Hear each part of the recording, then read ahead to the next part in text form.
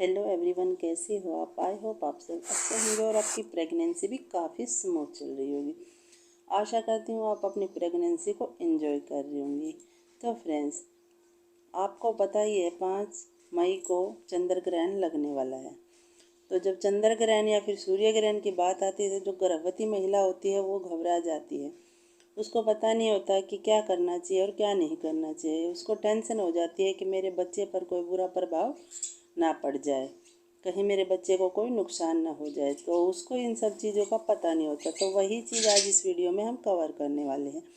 आज इस वीडियो में मैं आपको बताऊंगी कि चंद्र ग्रहण का सूतक काल कब से है और क्या आपको सूतक काल में करना है, चंद्र ग्रहण कब लगने वाला, किस समय पर लगने वाला है, किस समय ख़त्म होने वाला है, उसके दौरान आपको क्या सावधानी बरतनी है, कैसे आपको बैठना है, कैसे उठना है, क्या हमें फिंगर क्रॉस करके बैठना है, अपने पैरों को क्रॉस करके बैठना है या नहीं बैठना है, या फिर उस दौरान कुछ खाना है, पकाना है, नहीं पकाना है। वो सारी चीज़ें इस वीडियो में मैं आपको बताने वाली हूँ। तो वीडियो में फ्रेंड्स लास्ट तक बने रहिए, पूरा वॉच कीजिए। जो भी आपकी टेंशन है, जो आपके सवाल है, जो आपकी कंफ्यूजन है, वो सारी इस वीडियो में कवर हो जाएगी और आपकी टेंशन बिल्कुल ख़त्म हो जाएगी। तो इस वीडियो को पूरा वॉच कीजिए, तभी आपको सारी जानकारी मिलती है। तो चलिए वीडियो स्टार्ट करते हैं। देखिए फ्रेंड्स, जो चंद्र ग्रहण है वो उप छाया चंद्र ग्रहण है, यानी उसका जो छाया है वो हमारे भारत पर बिल्कुल भी नहीं पड़ने वाली है। तो ये जो चंद्र ग्रहण है ये 5 मई को लगने वाला है।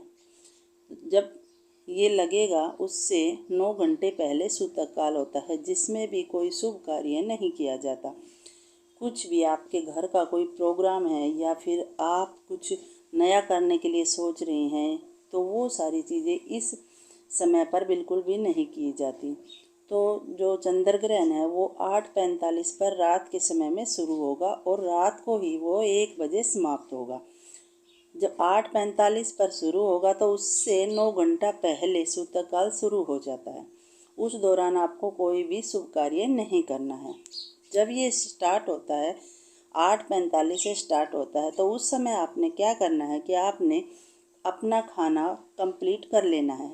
आपने 8:45 से पहले ही खाना खा लेना है, क्योंकि आपको भी पता है गर्भवती महिलाएं हैं जो हैं वो अपना खाना, अपना डाइट टाइम से लेती हैं। तो आप अपने 8:45 से पहले अपना खाना बना करके खा लीजिए। उसके बाद आपको पता है कि 8:45 से शुरू होकर के 1 बजे समाप्त होगा। तो वो ये समय भी काफ़ी लंबा है। इस समय पर आपको कुछ भी नहीं करना है।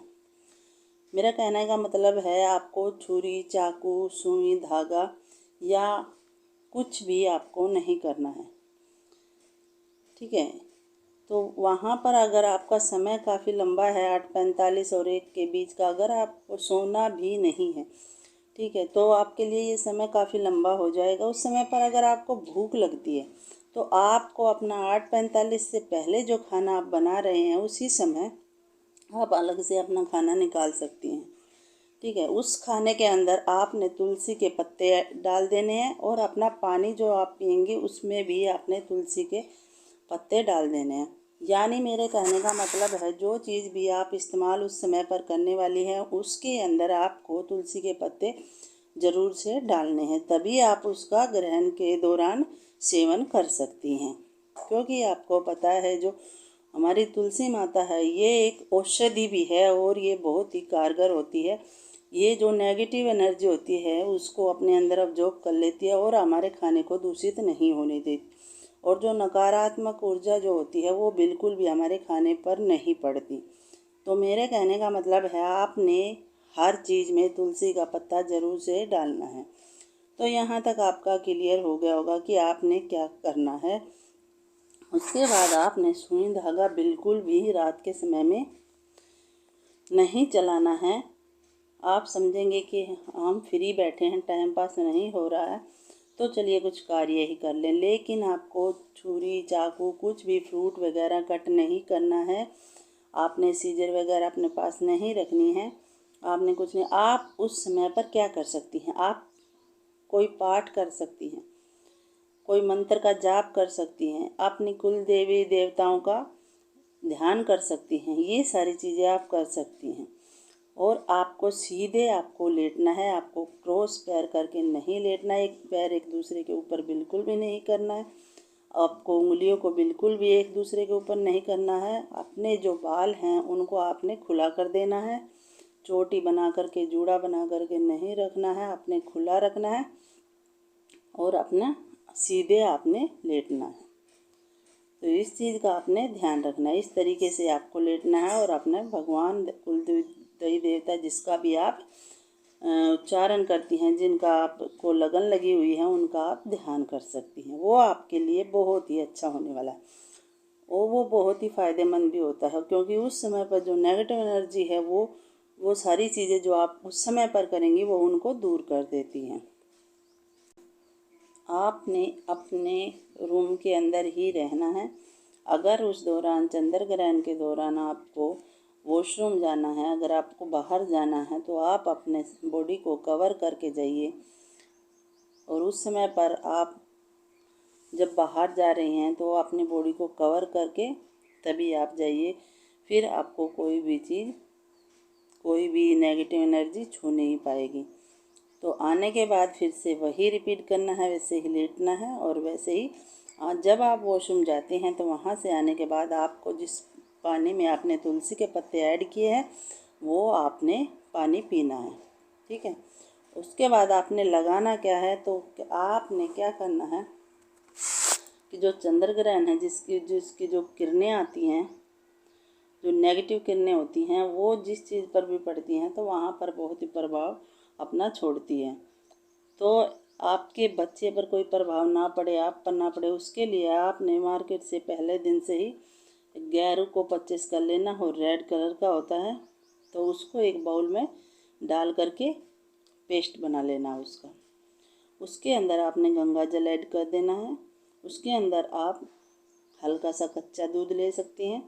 उसके अंदर आपने हल्का शहद ले लेना है। इन चीज़ों का आपने अच्छे से घोल बना करके अपने पेट पर स्वास्तिक बना लेना है।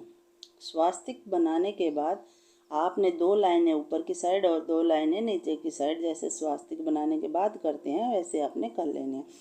ये करने से कोई भी नेगेटिव जो किरणें हैं वो आपके बच्चे को छू भी नहीं पाएंगी, क्योंकि आप जो पानी पिएंगी, जो भोजन उस समय पर करेंगी, उसके अंदर भी तुलसी होगी। तो आपके अंदर आपका शिशु को कोई भी परेशानी नहीं होगी। ऐसा आपको करना है।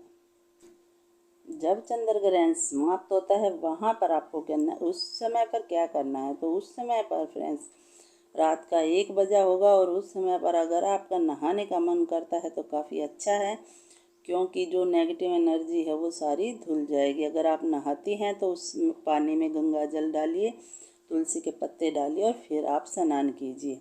तो ये आपके लिए बेस्ट है। और अगर आप नहाना नहीं चाहती हैं, तो अगर आप हाथ पैर मुंह धोना चाहती हैं तो भी आप उस पानी में गंगा जल डालिए, तुलसी के पत्ते डाल करके आपने हाथ मुंह धो लेना है।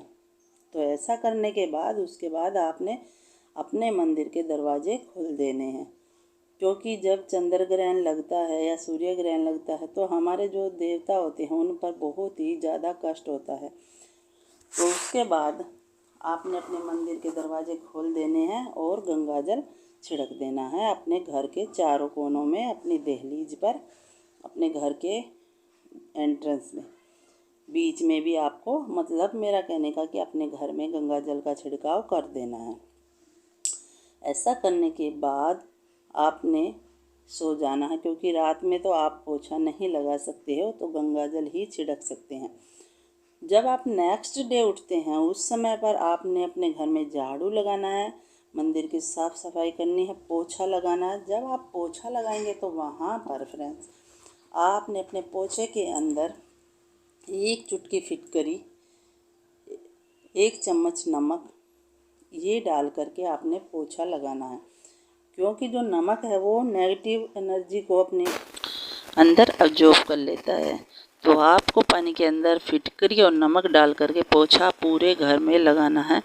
उसके बाद आपने मंदिर की साफ़ सफाई करके फिर से गंगा जल छिड़कना है और अपने मंदिर में पूजा अर्चना करनी है।